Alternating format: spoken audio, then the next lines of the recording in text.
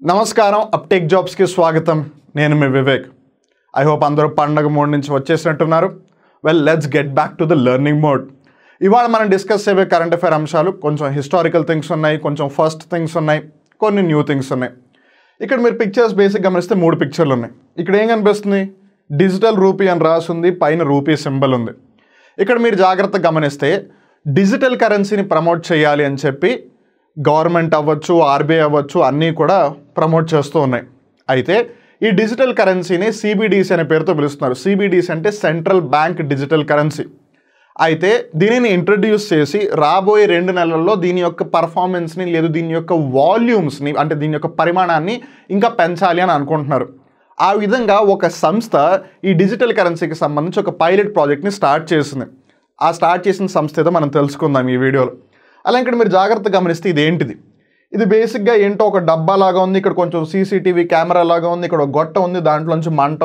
పొగ నిప్పు రవ్వలేవో వస్తున్నాయి అన్నట్టు అనిపిస్తుంది వెల్ దీని పేరు రైల్ గన్ సింపుల్గా చెప్పాలి అంటే ఇలా ప్యారలల్గా వెళ్ళి రైల్ లైన్స్ అనమాట దాంట్లో ఎలక్ట్రోమాగ్నెటిక్ ప్రొజెక్టైల్ సిస్టమ్స్ ఉంటాయి సింపుల్గా చెప్పాలి అని అంటే it's like a gun as the name says it rail gun ఆ గన్ ఏం చేస్తుందంటే దూరంగా ఒకవేళ ఏదన్నా వస్తువు ఉంటే దాన్ని హిట్ చేస్తుంది అనమాట సింపుల్గా చెప్పాలి అంటే అది ఈ రైల్ గన్కి సంబంధించి ఒక చారిత్రాత్మకమైన అంశం చోటు చేసుకున్నాం విచ్ ఈస్ ఇప్పటి వరకు ప్రపంచంలో అన్ని దేశాలు కూడా ఎవరి దగ్గర అయితే ఈ రైల్ గన్ టెక్నాలజీ ఉందో వీళ్ళందరూ కూడా వీటిని షిప్పుల మీద పెట్టుకుని ఉపయోగిస్తున్నారు and this is related to the defence ఇది రక్షణ రంగానికి సంబంధించింది అందరూ కూడా షిప్పుల మీద పెట్టుకుని ఉపయోగిస్తున్నారు కానీ ఒక దేశం మటుకు లేదు నేను సముద్రం మీద ఒక్కటే కాదు నేను నేల మీద కూడా దీనిని పెట్టి ప్రయోగిస్తాను అని చెప్పి ఒక టెస్ట్ కండక్ట్ చేసింది అంటే ఒక ట్రయల్ కండక్ట్ చేసింది and it was successful so which country is that so చరిత్ర సృష్టించిన దేశం ఏది తెలుసుకుందాం అండ్ ఇక్కడ మీరు జాగ్రత్తగా గమనిస్తే ఇదేంటిది చాలామంది అస్సలు ఆలోచించకుండా వెంటనే ఇలా చెప్పేసేది సార్ మెట్రో ట్రైన్ సార్ అని మీరు చెప్పచ్చు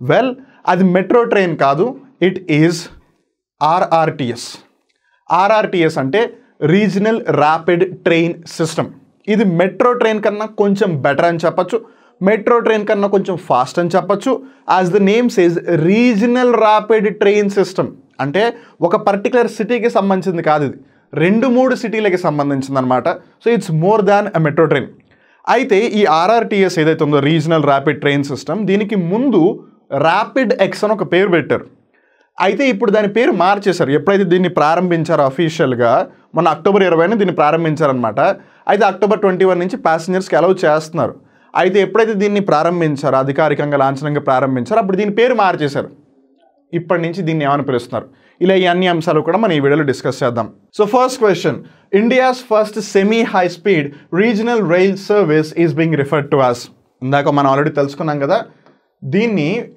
ఆర్ఆర్టీఎస్ అని పిలుస్తున్నారు ఆర్ఆర్టీఎస్ అంటే regional rapid train service regional అంటే ఏంటి ప్రాంతీయ అని అర్థం యాక్చువల్గా దీనికి ఇంతకుముందు పెట్టిన పేరు మనం ఇందాక తెలుసుకున్నాం ఆల్రెడీ ర్యాపిడ్ ఎక్స్ అనమాట ఈ ర్యాపిడ్ ఎక్స్ బేసిక్గా ఏంటంటే మామూలుగా ఈ మెట్రో ట్రైన్ మనం జాగ్రత్తగా గమనిస్తే బెంగళూరులో మెట్రో ఉంది చెన్నైలో మెట్రో ఉంది కొచ్చిలో మెట్రో ఉంది ఢిల్లీలో మెట్రో ఉంది ముంబైలో మెట్రో ఉంది హైదరాబాద్లో మెట్రో ఉంది కానీ ఈ మెట్రోలన్నీ కూడా ఒక సిటీకి రెస్ట్రిక్ట్ అయిపోయి ఉన్నాయి ఒకవేళ మనం 3-4 సిటీస్ని కనెక్ట్ చేసేస్తే అండ్ ఆ ట్రైన్ ఆల్మోస్ట్ మెట్రోలో ఉంటే దాన్నే ఆర్ఆర్టీఎస్ అని అంటారు so regional rapid train system దీన్ని ఇప్పటివరకు ర్యాపిడ్ ఎక్స్ అనే పేరుతో పిలిచారు బట్ దీన్ని ఇప్పటి నుంచి వీళ్ళు పిలుస్తున్న పేరు నమో అంటే ఏంటి నమో అంటే ఏముందో మనకు కూడా తెలీదు కానీ వాళ్ళు నమో భారత్ అని పిలుస్తున్నారనమాట ఈ ర్యాపిడ్ ఎక్స్ ఏదైతే ఆర్ఆర్టీఎస్ సర్వీస్ ఉందో దాన్నే వాళ్ళు నమో భారత్ అని పిలుస్తున్నారు it's not just Namo it's not just Bharat Namo Bharat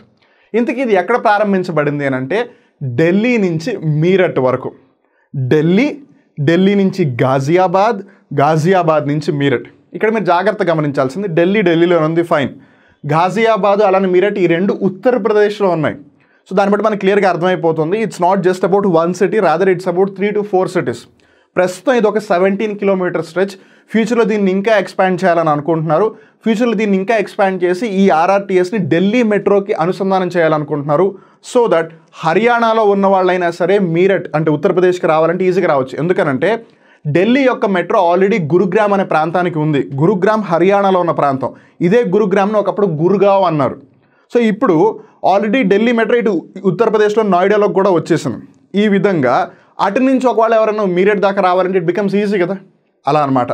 and this can be the future as well. So metro ట్రైన్స్కి అనుసంధానం చేస్తూ దానికి దగ్గరలో ఉన్న సిటీ, ఇప్పుడు ఉదాహరణకి ఒక మనం హైదరాబాద్ తీసుకుందాం అనుకుందాం, లేదు మనం విజయవాడ తీసుకుందాం అనుకుందాం. హైదరాబాద్కి దగ్గరలో ఉన్న అతిపెద్ద సిటీ ఏంటిది? వరంగల్.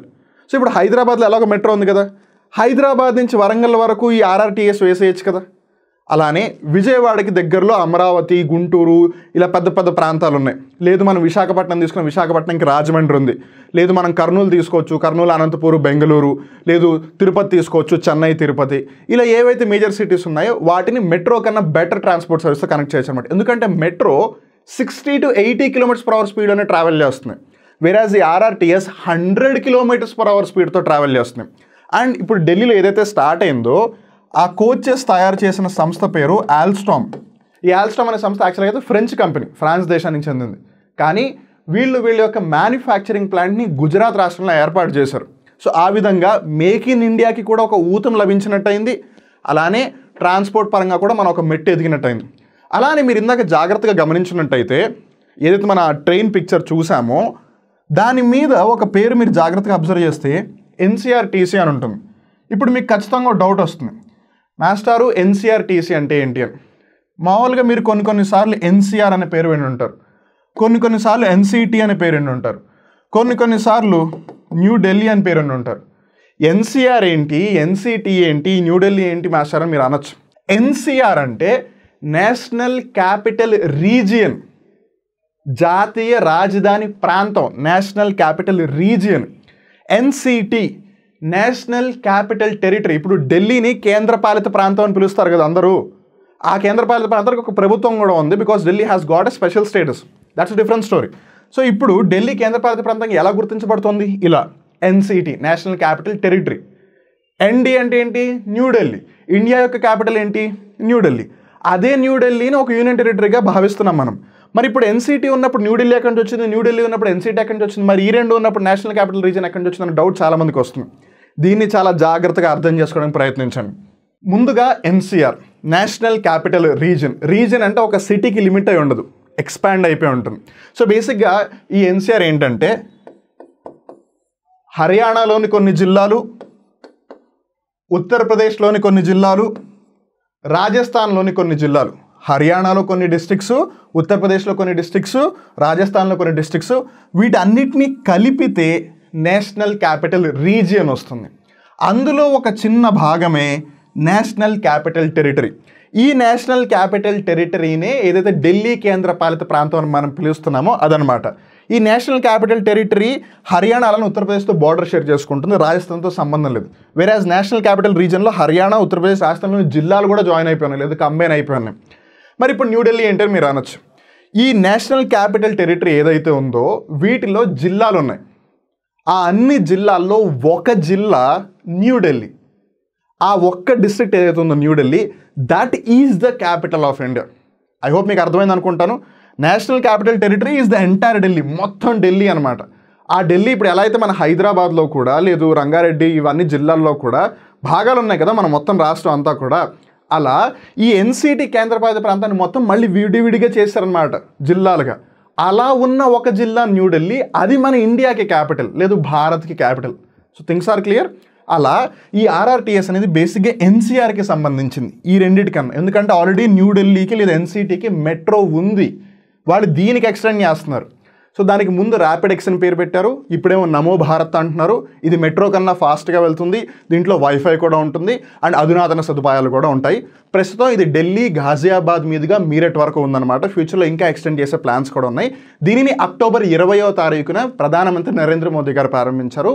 అక్టోబర్ 21వ తారీఖు నుండి ప్రజలు కూడా దీంట్లో ట్రావెల్ చేయడం మొదలుపెట్టారనమాట.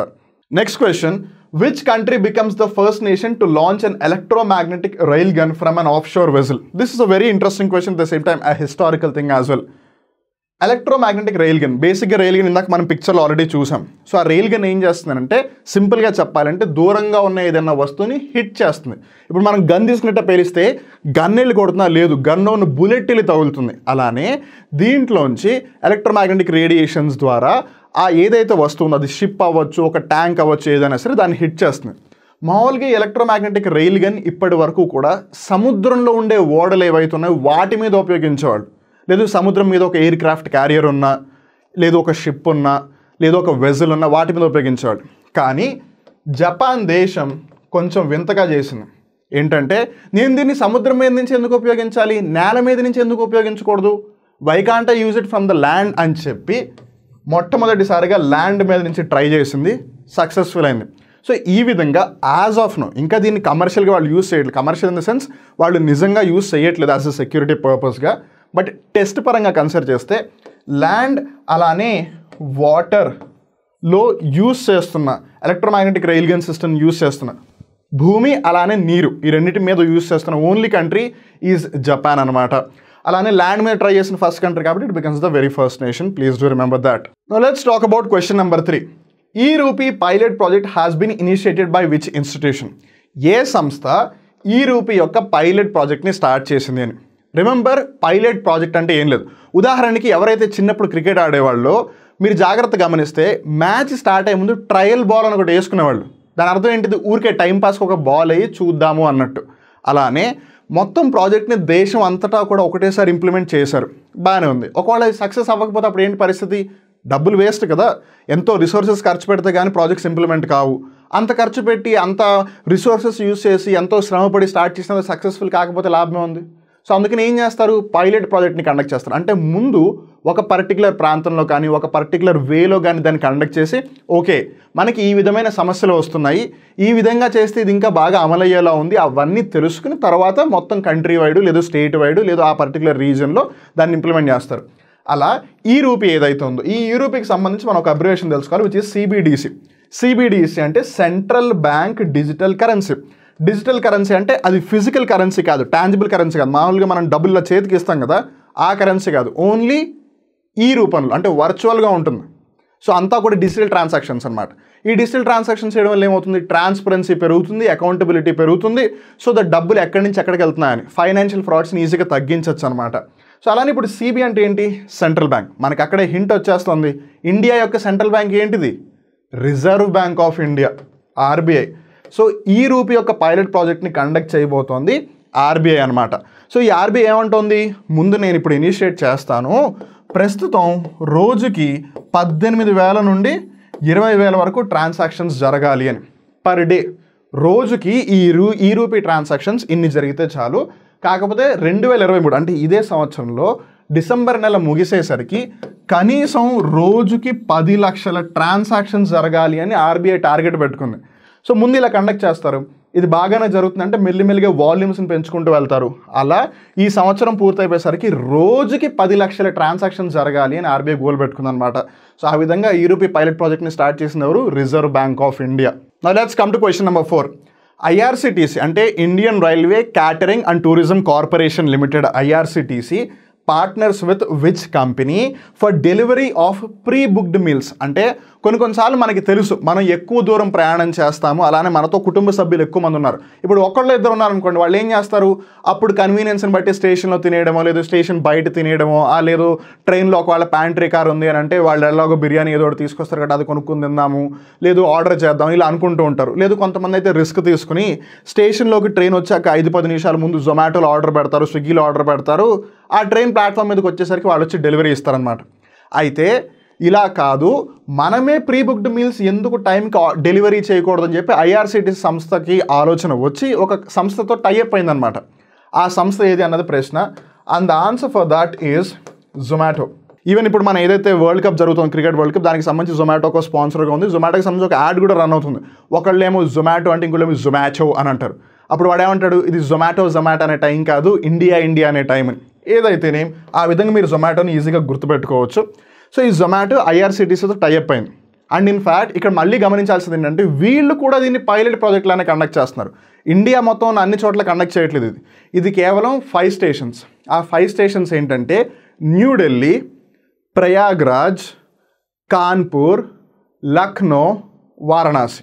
మళ్ళీ చెప్తున్నాను, న్యూఢిల్లీ, ప్రయాగ్రాజ్, కాన్పూర్, లక్నో, వారణాసి. విచిత్రం ఏంటంటే ఒక్క న్యూఢిల్లీని పక్కన పెట్టేస్తే మిగతా 4 స్టేషన్లు అన్నీ కూడా ఉత్తరప్రదేశ్ రాష్ట్రంలోనే ఉన్నాయి. మరి వాళ్ళు ఎందుకు అలా పిక్ చేశారో తెలియదు, but again it's a pilot project, so they might have their own reasons for that. So ఈ 5 స్టేషన్స్లో టెస్ట్ చేసి ఇది ఒకవేళ సక్సెస్ఫుల్ అయితే మిగతా స్టేషన్లు కూడా మేము ఎక్స్పాండ్ చేస్తామని చెప్పి జొమాటో సంస్థ చెప్పింది. వాళ్ళు ఇంతకీ ఏం డెలివరీ చేస్తున్నారు? Only pre booked meals. అంటే ట్రైన్ ఎక్కే ముందే ఒకవేళ మీరు బుక్ చేస్తే ఆ ట్రైన్ ఆ స్టేషన్కి వచ్చే పర్టికులర్ టైంకి మనకి వాళ్ళు ఫుడ్ డెలివరీ చేస్తారు. సో ఐఆర్సిటీసీ జొమాటోతో టైఅప్ అయింది. That's the thing. Now let's get to question number 5.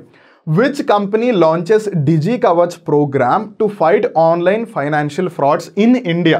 భారతదేశంలో ఫైనాన్షియల్ ఫ్రాడ్స్ ఈ మధ్య చాలా ఎక్కువగా అయిపోతున్నాయి.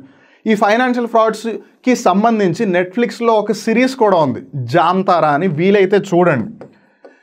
నేను ఈ జామ్తారా అనే వెబ్ సిరీస్ పేరు మీకు చెప్పడం వెనకాల ఉన్న రీజన్ మీరు వెబ్ సిరీస్లు చూడాలి అని కాదు. ఇలాంటి వెబ్ సిరీస్లు చూస్తే మనకు ఒక అవగాహన వస్తుంది. సో దట్ ఇప్పుడు మనం ఇలాగ వీడియోల ద్వారా లేదా ఇలా క్లాసుల ద్వారా చెప్తే అందరూ వినరు, అందరికీ విన్న అర్థం కాదు. అదే మీరు సినిమాల లాంటి మాధ్యమాల ద్వారా చూపిస్తే అది కొంచెం ఎంటర్టైనింగ్గా కూడా ఉంటుంది, కాబట్టి వాళ్ళకి అర్థమయ్యే అవకాశం చాలా పెరిగిపోతుంది. అలా అవగాహన కూడా మనం తెచ్చుకోవచ్చు అనమాట. అందుకని ఈ జామ్తారా చూస్తే మీకు ఒక ఐడియా వస్తుంది, ఒక ఫైనాన్షియల్ ఫ్రాడ్స్ ఎలా జరుగుతాయి లేదా ఎలా చేస్తున్నారు వీళ్ళందరూ కూడా. సో ఈ ఫైనాన్షియల్ ఫ్రాడ్స్ని ఆపడానికి, ఈ ఫైనాన్షియల్ స్కామ్స్ని ఆపడానికి ఒక సంస్థ ముందుకు వచ్చిందనమాట. డిజికవచ్ అనే ప్రోగ్రామ్ స్టార్ట్ చేసిన ఆ సంస్థ ఏది అని.